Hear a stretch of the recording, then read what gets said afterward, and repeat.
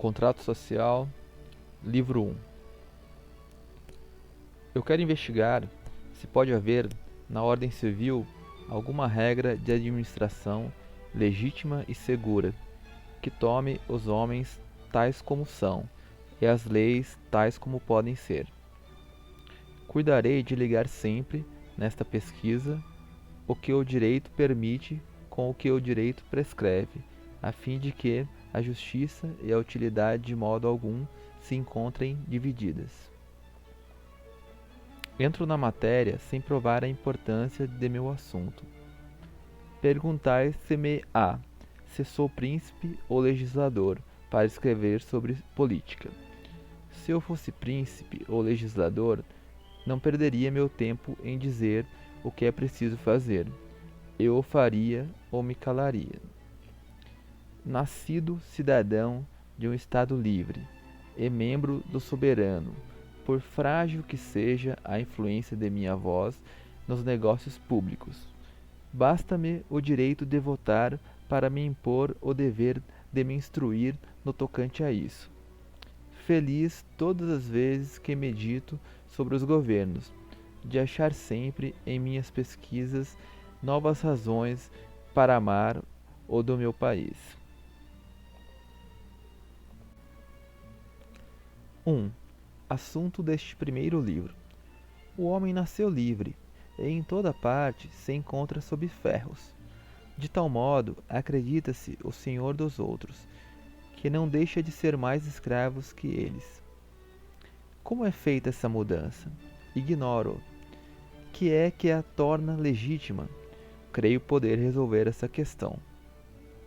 Se eu considerasse tão somente a força e o efeito que ela deriva, diria: enquanto um povo é constrangido a obedecer e obedece, faz bem.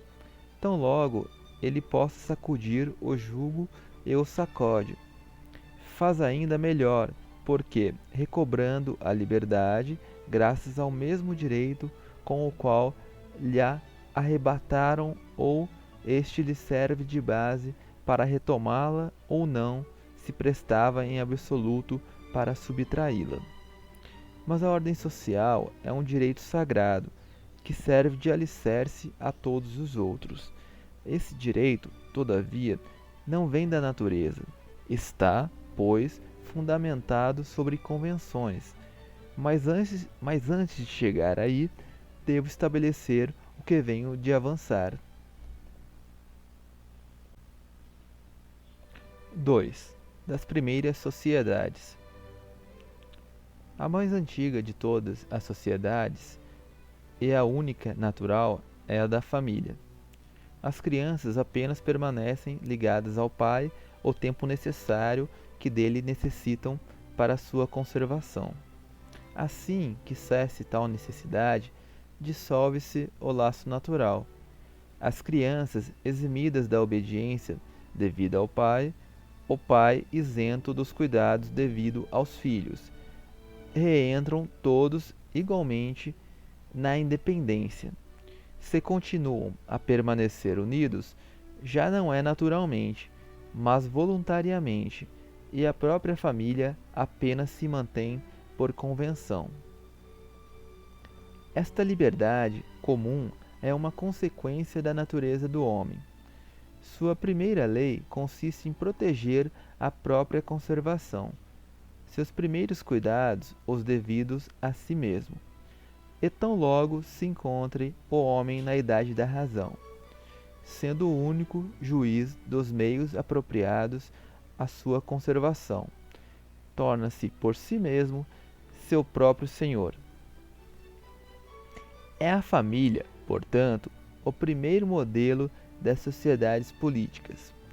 O chefe é a imagem do pai, o povo a imagem dos filhos, e havendo nascido todos livres e iguais, não alienam a liberdade a não ser em troca da sua utilidade.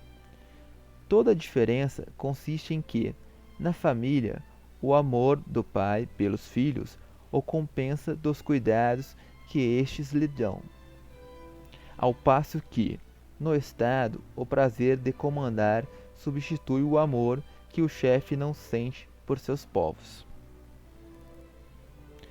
Grotius nega que todo poder humano seja estabelecido em favor dos governados. Sua mais frequente maneira de raciocinar consiste sempre em estabelecer o direito pelo fato. Poder-se-ia empregar um método mais consequente, não porém mais favorável aos tiranos. É, pois, duvidoso, segundo Grotius, saber se o gênero humano pertence a uma centena de homens, ou se esta centena de homens é que pertence ao gênero humano, mas ele parece pender, em todo o seu livro, para a primeira opinião. É este também o sentimento de Hobbes. Eis assim a espécie humana dividida em rebanhos de gado, cada qual com seu chefe, e guardá-la a fim de a devorar. Assim como um pastor é de natureza superior à de seu rebanho, os pastores de homens, que são seus chefes, são igualmente de natureza superior à de seus povos.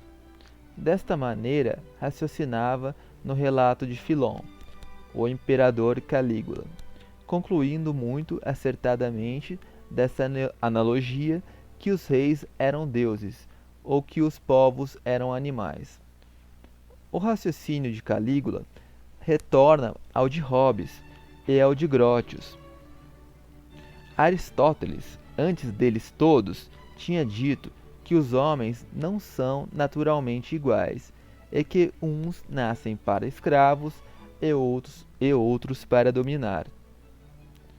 Aristóteles tinha razão, mas ele tomava o efeito pela causa. Todo homem nascido escravo nasce para escravo. Nada é mais certo. Os escravos tudo perdem em seus grilhões, inclusive o desejo de se livrarem deles. Apreciam a servidão, como os companheiros de Ulisses estimavam o próprio embrutecimento. Portanto, se há escravos por natureza, é porque houve escravos contra a natureza. A força constituiu os primeiros escravos, a covardia os perpetuou.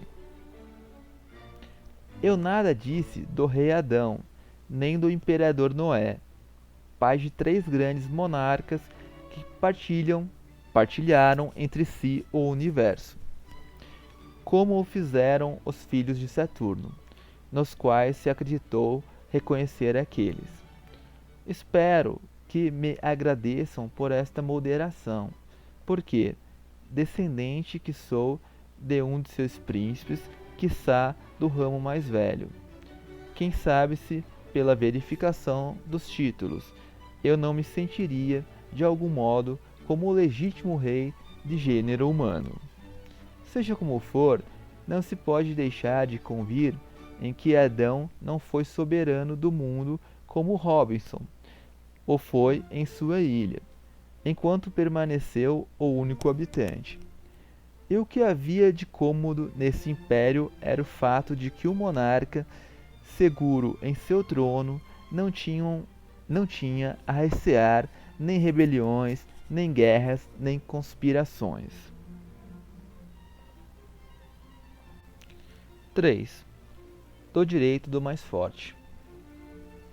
O mais forte não é nunca assaz forte para ser sempre o senhor, se não transforma essa força em direito, e a obediência em dever. Daí o direito do mais forte. Direito tomado, ironicamente, na aparência e realmente estabelecido em princípio. Mas explicar-nos-ão um dia esta palavra? A força é uma potência física. Não vejo em absoluto que moralidade pode resultar de seus efeitos. Ceder à força constitui um ato de necessidade, não de vontade. É no máximo um ato de prudência. Em que sentido poderá ser um dever? Imaginemos um instante esse suposto direito. Eu disse que disso não resulta senão um galamatias inexplicável, porque tão logo seja a força a que faz o direito. O efeito muda com a causa. Toda força que sobrepuja a primeira sucede a seu direito. Assim que se possa desobedecer impunemente, pode-se fazê-lo legitimamente. E, uma vez que o mais forte sempre tem razão, trata-se de cuidar de ser o mais forte. Ora, o que é isso senão o direito que perece quando cessa a força? Se é preciso obedecer pela força, não é necessário obedecer por dever. E se não mais se é forçado a obedecer, não se é a isso mais obrigado. Vê-se, pois, que a palavra direito nada acrescenta à força, não significa aqui coisa nenhuma. Obedecei aos poderosos. Se isto quer dizer, cedei à força, o preceito é bom, mas supérfluo. Eu respondo que ele jamais será violado. Toda potência vem de Deus, confesso-o, mas toda doença igualmente vem dele. Quer isso dizer que se não deva chamar o médico? Quando um assaltante me surpreende no canto de um bosque, sou forçado a dar-lhe a bolsa. Mas no caso de eu poder subtraí-la, sou, em sã consciência, obrigado a entregá-la? Afinal, a pistola que ele empunha é também um poder? Afinal, a pistola que ele empunha é também um poder. Convenhamos, pois, que a força não faz direito e que não se é obrigado a obedecer senão às autoridades legítimas. Assim minha primitiva pergunta sempre retorna. 4. Da escravidão. Uma vez que o homem nenhum possui uma autoridade natural sobre seu semelhante, depois que a força não produz nenhum direito, restam, pois, as convenções como base de toda autoridade legítima entre os homens. Se um particular Grotius pode alienar a liberdade e tornar-se escravo de um senhor, por que não poderia todo um povo alienar a sua e se fazer vassalo de um rei? Há aqui excesso de termos equívocos, necessitados de explicação. Mas atenhamo-nos ao termo alienar. Alienar é dar ou vender. Ora, um homem que se escraviza a outro não se dá, vende-se, pelo menos em troca da subsistência. Mas um povo, por que se vende ele? Longe se acha um rei de fornecer a subsistência dos vassalos. Ao contrário, deles é que tira a própria. E segundo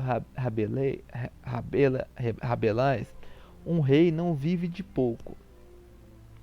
Os vassalos dão, portanto, suas próprias pessoas com a condição de que se lhes tome também a fazenda.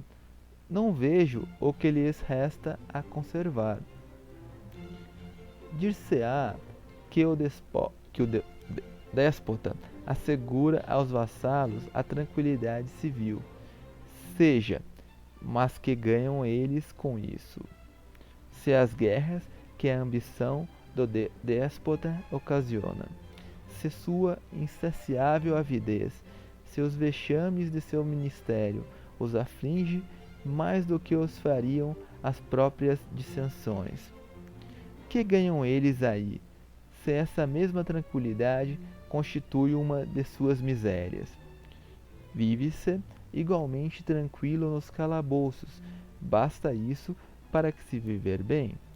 Os gregos, encerrados no antro do Ciclope, ali viviam tranquilos, à espera de que chegasse a sua vez de serem devorados. Dizer que um homem se dá gratuitamente é dizer coisa absurda, é inconcebível. Um tal ato é ilegítimo e nulo, pelo simples fato de não se achar de posse de seu juízo quem isto comete. Dizer a mesma coisa de todo um povo é supor um povo de loucos. A loucura não faz direito. Mesmo que cada qual pudesse alienar-se a si mesmo, não poderia alienar os filhos. Estes nascem homens e livres. Sua liberdade pertence-lhes. Ninguém, exceto eles próprios, tem o direito dela dispor. Antes de atingirem a idade da razão, pode o pai estipular, em nome deles, condições para sua conservação, para o seu bem-estar, mas não os pode dar irrevogável e incondicionalmente, porque tal dom é contrário aos fins da natureza e sobrepuja os direitos da paternidade. Portanto, para que um governo arbitrário fosse legítimo, seria preciso que o povo, em cada geração, fosse senhor de o admitir ou rejeitar, mas então tal governo já não seria arbitrário. Renunciar à própria liberdade é o mesmo que renunciar à qualidade de homem, aos direitos da humanidade, inclusive aos seus deveres. Não há nenhuma compensação possível para quem quer que renuncie a tudo. Tal renúncia é incompatível com a natureza humana e é arrebatar toda a moralidade às suas ações, bem como subtrair toda a liberdade à sua vontade. Enfim, não passa de vã e contraditória convenção estipular, de um lado, uma autoridade absoluta e de outro, uma obediência sem limites. Não é claro não estar a gente a nada obrigada em relação àquele de quem se tem o direito de tudo exigir? E esta simples condição, sem equivalência, sem permuta, não arrasta a nulidade do ato? Que direito teria meu escravo contra mim, uma vez que me pertence tudo quanto ele possui, e, se, e sendo meu o seu direito, esse meu direito contra mim mesmo não é porventura um termo sem sentido? Grotius e outros extraem da guerra uma outra origem do pretenso direito de escravatura. Segundo eles, tendo o vencedor o direito de matar o vencido, pode este resgatar a vida às expensas de sua liberdade, convenção tanto mais legítima porque beneficia os dois. Mas é claro que esse pretenso direito de matar os vencidos não resulta de nenhuma maneira do estado de guerra, pelo simples fato de que os homens, vivendo na sua primitiva independência, não possuem de modo algum relações assaz frequentes entre si para constituírem nem o estado de paz, nem o estado de guerra. Naturalmente, não são em absoluto inimigos. É a relação das coisas e não dos homens que constitui a guerra. E como o estado de guerra não pode nascer de simples relações pessoais, mas unicamente de relações reais, a guerra privada, ou de homem contra homem, não pode existir, nem no estado natural, em que não há nenhuma propriedade constante, nem no estado social, em que tudo se encontra sob a autoridade das leis. Os combates particulares, os duelos, os encontros, são atos que de modo algum constituem um Estado, e no que concerne às guerras privadas, autorizadas pelas instituições de Luís IX, rei da França, e suspensas pela paz de Deus. Trata-se de abusos do governo feudal, sistema absurdo como jamais houve, contrário aos princípios do direito natural e a toda a organização política. Não é, pois, a guerra uma relação de homem para homem, mas uma relação de Estado para Estado, na qual os particulares apenas acidentalmente são inimigos, não na qualidade de homens, nem mesmo como cidadãos, mas como soldados, não como membros da pátria, mas como seus defensores. Enfim, cada Estado não pode ter como inimigo senão outro Estado, nunca homens, entendido que entre coisas de naturezas diversas é impossível fixar uma verdadeira relação. Tal princípio está conforme as máximas estabelecidas no decorrer de todos os tempos e a prática constante de todos os povos civilizados. As declarações de guerra constituem advertências dirigidas menos às autoridades que a seus vassalos. O estrangeiro, seja rei, particular ou povo, que roube, mate ou detenha os vassalos, sem declaração de guerra ao príncipe, não é um inimigo, é um salteador. Mesmo em plena guerra, um príncipe justo apropria-se, em país inimigo, completamente de tudo que pertence ao público, mas respeita a pessoa e os bens dos particulares. Respeita direitos sobre os quais estão alicerçados os seus. Como o objetivo da guerra consiste em destruir o Estado inimigo, tem seu direito de matar os defensores enquanto estiverem com as armas na mão, mas tão logo as deponham e se rendam, cessam de ser inimigos ou instrumentos do inimigo, voltam a ser simplesmente homens, e não mais se dispõem de direitos sobre suas vidas. Pode-se, por vezes, matar o Estado sem matar um único de seus membros. Ora, a guerra não dá nenhum direito desnecessário a seu objetivo. Estes princípios não são os mesmos de Grotius, não estão alicerçados na autoridade de poetas, mas derivam da natureza das coisas e são baseados na razão. A despeito do direito de conquista, não há outro fundamento afora a lei do mais forte. Se a guerra não dá ao vencedor o direito de massacrar os povos vencidos, o direito que ele não possui não pode estabelecer o de os escravizar. Só se tem o direito de matar o inimigo quando não se pode escravizá-lo. O direito de o escravizar não vem por conseguinte do direito de matá-lo. Constitui, pois, uma troca iníqua, fazê-lo comprar, a preço da liberdade, a vida, sobre a qual não se possui nenhum direito. Estabelecendo-se o direito de vida e morte sobre o direito de escravatura, e o direito de escravatura sobre o direito de vida e morte, não está claro que tombamos no círculo vicioso? Mesmo admitindo esse terrível direito de tudo matar, afirmo que um escravo obtido na guerra ou um povo conquistado só é constrangido a obedecer ao Senhor enquanto isto for forçado, tomando-lhe um equivalente à sua vida. O vencedor não lhe concedeu graça. Ao invés de o matar sem proveito, matou-o inutilmente. E não tendo adquirido nenhuma autoridade junto à força, o estado de guerra subsiste entre eles como anteriormente. Sua própria relação é o efeito disso, e o uso do direito da guerra não supõe nenhum tratado de paz. Concluíram uma convenção, quando muito, mas tal convenção, longe de destruir o estado de guerra, supõe a sua continuidade.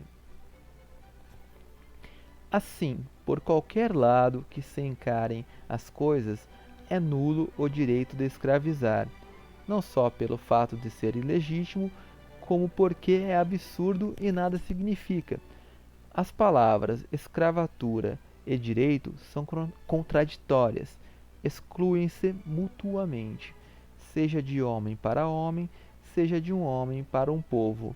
Este discurso será igualmente insensato.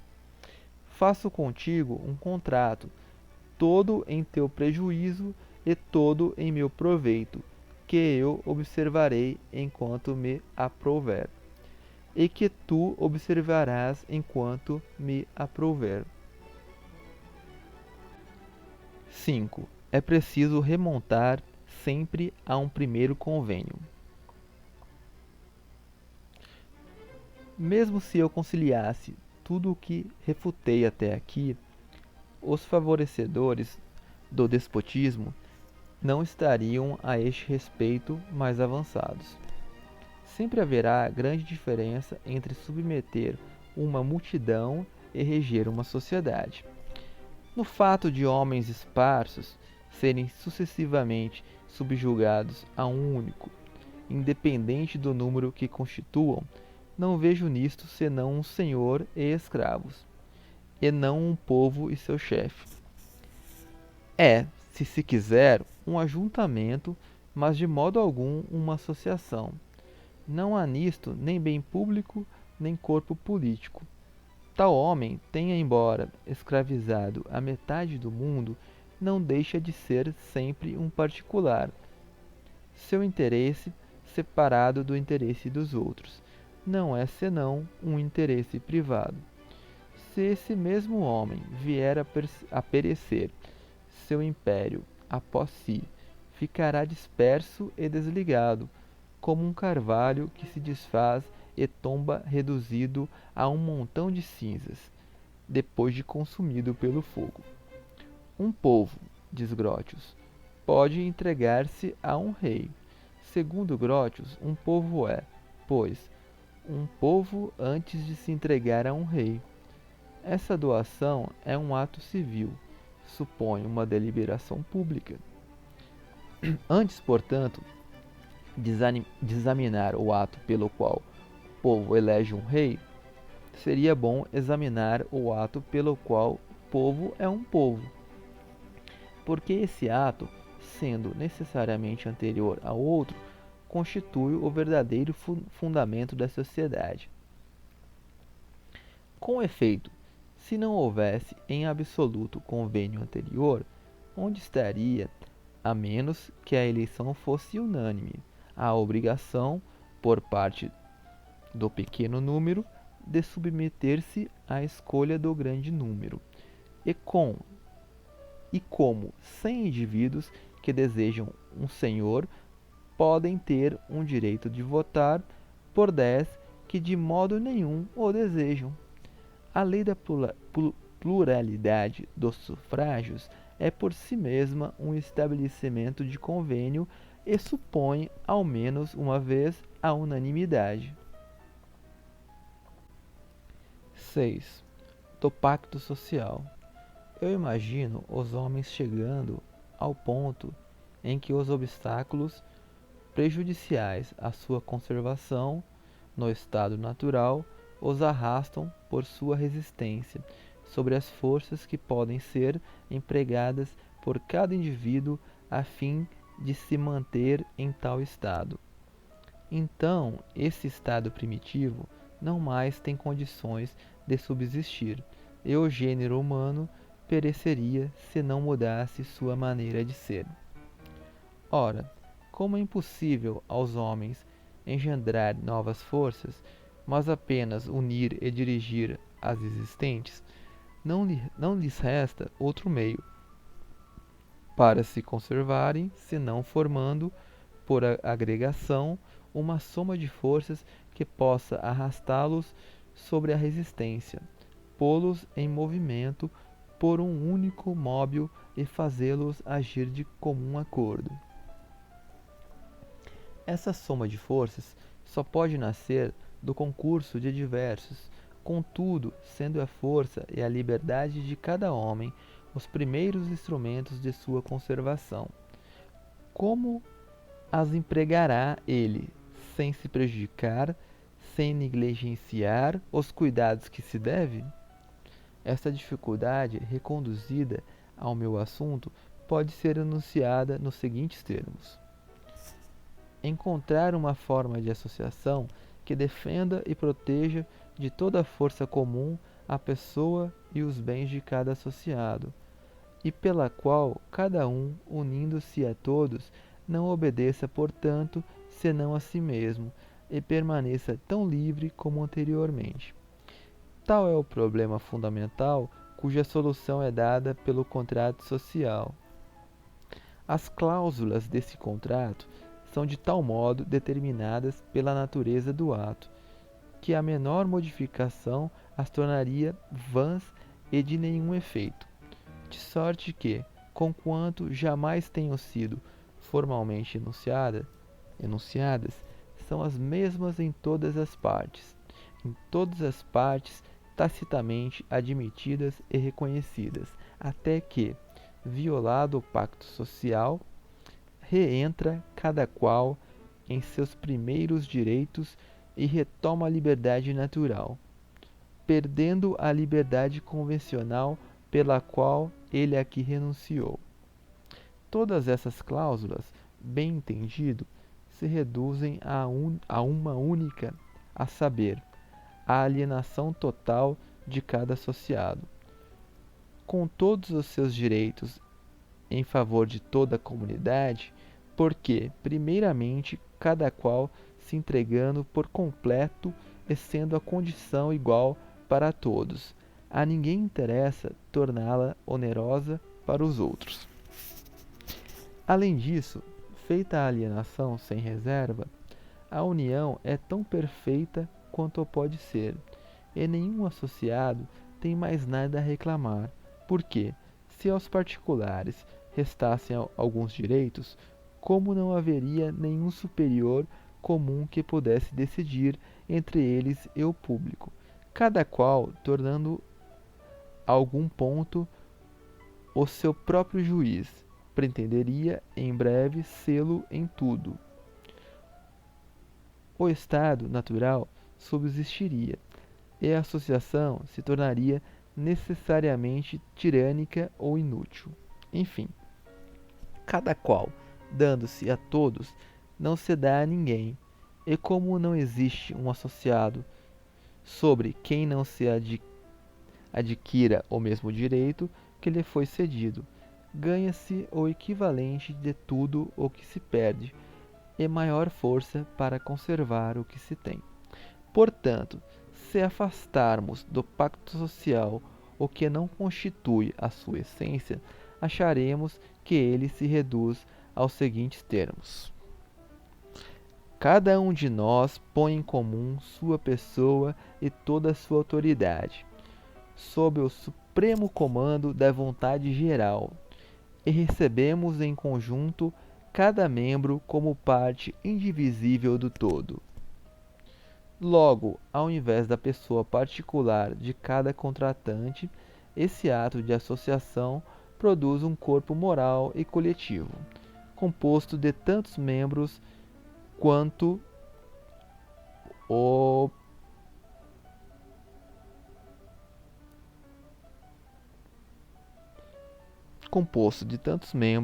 a assembléia de vozes, o qual, desse mesmo ato, sua unidade, seu eu comum, sua vida e sua vontade.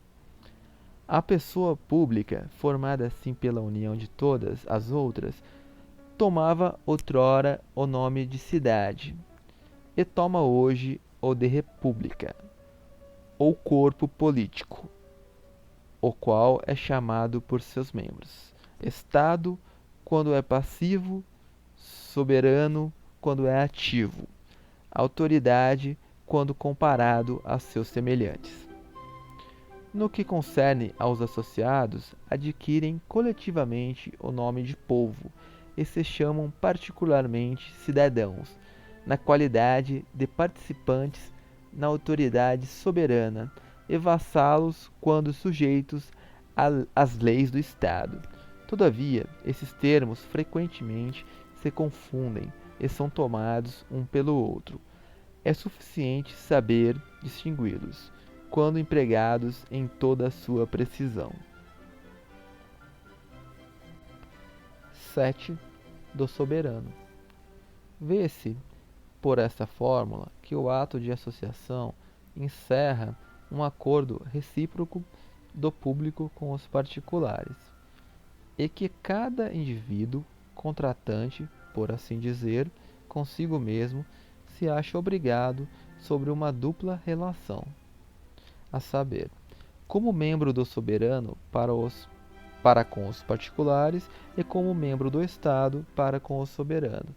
Mas não se pode aqui aplicar a máxima do direito civil, que ninguém está obrigado aos acordos tomados consigo mesmo, porque há grande diferença entre obrigar-se consigo mesmo ou com o todo de que se faz parte. É necessário assinalar ainda que a deliberação pública pode obrigar todos os vassalos ao soberano, em virtude de suas diferentes relações sob as quais cada um deles é considerado. Não pode, pela razão contrária, obrigar o soberano consigo mesmo e que, em consequência, é contra a natureza do corpo político o soberano impor-se uma lei que não possa infringir, podendo considerar-se sujeito a uma só e mesma relação. Encontra-se ele no caso de um particular contratante consigo mesmo, por onde se observa que não há nem pode haver nenhuma espécie de lei fundamental obrigatória para o corpo do povo, nem mesmo o contrato social. O que não significa não possa esse corpo obrigar-se com outrem, no que de modo algum derrogue esse contrato, porque, no tocante ao estrangeiro, ele se torna um simples ser, um indivíduo. Contudo, o corpo político ou o soberano, extraindo sua existência cinicamente da pureza do contrato, não pode jamais obrigar-se, mesmo para com outrem, a nada que derrogue esse ato primitivo, como alienar qualquer porção de si mesmo ou submeter-se a outro soberano. Violar o ato pelo qual existe seria aniquilar-se, e o que nada é nada produz.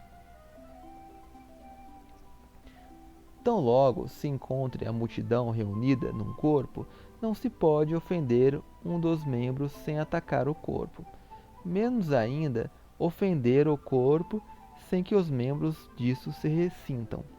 Assim, o dever e o interesse obrigam igualmente as duas partes contratantes a se auxiliarem de forma recíproca, e os próprios homens devem procurar reunir sob essa dupla relação todas as vantagens que disso dependem. Ora, sendo formado o soberano tão só dos particulares que o compõem, não há nem pode haver interesse contrário ao deles. Por conseguinte, não necessita a autoridade soberana de fiador para com os vassalos, por ser impossível queira o corpo prejudicar todos os membros e por, como logo veremos, não lhe ser possível prejudicar nenhum em particular. O soberano, somente pelo que é sempre tudo o que deve ser. Não sucede, porém, o mesmo com os vassalos em relação ao soberano, perante o qual, malgrado o interesse comum, ninguém responderia por suas obrigações, se não encontrasse os meios de fazer com que lhe fossem fiéis. Com efeito, cada indivíduo pode, como homem, ter uma vontade particular contrária ou dessemelhante à vontade geral que possui na qualidade de cidadão. O interesse particular pode faltar-lhe de maneira totalmente diversa da que lhe fala o interesse comum. Sua existência absoluta e naturalmente independente pode fazê-lo encarar o que deve à causa comum como uma contribuição gratuita, cuja perda será menos prejudicial aos outros que o pagamento oneroso para si, e, olhando a pessoa moral que constitui o Estado como um ser de razão, pois que não se trata de um homem, ele desfrutará dos direitos do cidadão, sem querer preencher os deveres do vassalo. Injustiça cujo progresso causaria a ruína do corpo político. A fim de que não constitua, pois, um formulário inútil, o Pacto Social contém tacitamente esta obrigação, a única a poder dar forças às outras. Quem se recusar a obedecer à vontade geral, a isto será constrangido pelo corpo em conjunto, o que apenas significa que será forçado a ser livre. Assim é esta condição, oferecendo os cidadãos a pátria, protege-os de toda a dependência pessoal, condição que promove o artifício e o jogo da máquina política, e que é a única a tornar legítimas as obrigações civis, as quais sem isso seriam absurdas, tirânicas e sujeitas aos maiores abusos. 8. Do Estado Civil. A passagem do estado natural ao estado civil produziu no homem uma mudança considerável, substituindo em sua conduta a justiça ao instinto e imprimindo às suas ações a moralidade que anteriormente lhes faltava. Foi somente então que a voz do dever, sucedendo ao impulso físico e o direito ao apetite, fizeram com que o homem, que até esse momento só tinha olhado para si mesmo, se visse forçado a agir por outros princípios e consultar a razão antes de ouvir seus pendores. Embora se prive nesse estado de diversas vantagens recebidas na natureza, ganha outras tão grandes. Suas faculdades se exercitam e desenvolvem, suas ideias se estendem, seus sentimentos se enobrecem, toda a sua alma se eleva a tal ponto que, se os abusos desta nova condição não o desagradassem, com frequência a uma condição inferior àquela de que saiu, deveria abençoar incessantemente o ditoso momento em que foi, dali, desarraigado para sempre, o qual transformou um animal estúpido e limitado num ser inteligente, num homem. Reduzamos todo este balanço a termos fáceis de comparar. O que o homem perde pelo contrato social é a liberdade natural, é um direito ilimitado a tudo que o tenta e pode alcançar. O que ganha é a liberdade civil e a propriedade de tudo o que possui. Para que não haja engano em suas compensações, é necessário distinguir a liberdade natural, limitada pelas forças do indivíduo, da liberdade civil, que é limitada pela liberdade geral, e a posse, que não é senão o efeito da força ou do direito do primeiro ocupante, da propriedade, que só pode ser baseada num título positivo. Poder-se-ia, em prosseguimento do precedente, acrescentar à aquisição do estado civil a liberdade moral, a única que torna o homem verdadeiramente senhor de si, posto que o impulso apenas do apetite constitui a escravidão e a obediência à lei a si mesmo prescrita é a liberdade. Mas já falei demasiadamente deste assunto, e o sentido filosófico do termo liberdade não constitui aqui o meu objetivo. 9. Do domínio real. Cada membro da comunidade dá-se a ela no instante em que esta se forma, tal como se encontram no momento ele e todas as suas forças. Os bens que ele possui dela fazem parte. Não quer dizer que, em virtude desse ato, mude a posse de natureza, mudando de mãos e se torne propriedade em mãos do soberano.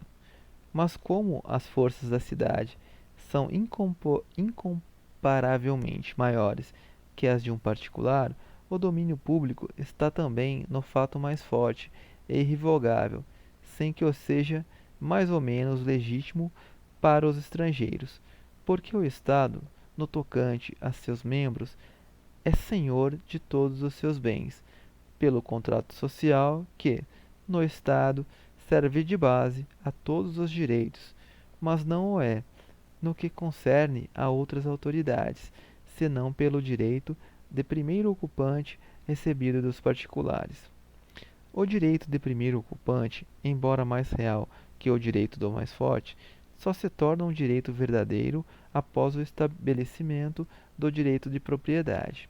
Todo homem tem, naturalmente, direito a tudo que lhe é necessário, mas o ato positivo que o faz proprietário de algum bem o exclui de todo o resto. Feita a sua parte, deve ele a isso limitar-se e não mais tem nenhum direito na comunidade. Eis porque o direito de primeiro ocupante, tão frágil no estado natural, é responsável para todo homem civil. Nesse direito, respeita-se menos o que pertence a outrem que o que não lhe pertence. Em geral, para autorizar sobre um terreno qualquer o direito de primeiro ocupante, são necessárias as seguintes condições: primeiramente, que esse terreno ainda não se encontre habitado por ninguém. Em segundo lugar, que apenas seja ocupada a área de que se tem necessidade para subsistir. Em terceiro, que se tome posse dela, não em virtude de uma vã cerimônia, mas pelo trabalho e pela cultura, único sinal de propriedade que, à falta de títulos jurídicos, deve ser respeitado por outrem. Com efeito, conciliar com a necessidade e o trabalho o direito de primeiro ocupante não significa estendê-lo tão longe quanto possa ir. Pode-se deixar de impor limites a esse direito? Será o bastante pôr os pés num terreno comum para logo se pretender a sua propriedade? Bastará ter a força de dele afastar os outros homens por um instante para os privar do direito de aí jamais voltarem? Como pode um homem ou um povo apropriar-se de um imenso território e dele privar todo o gênero humano, graças a uma usurpação punível, uma vez que esta retira aos demais homens a residência e os alimentos que a natureza lhes oferece em comum? Quando Nunes Balboa, pisando na praia, tomava posse do Mar do Sul e de toda a América Meridional, em nome da coroa de Castela, era isso suficiente para despojar todos os seus habitantes e dele excluir todos os príncipes do mundo?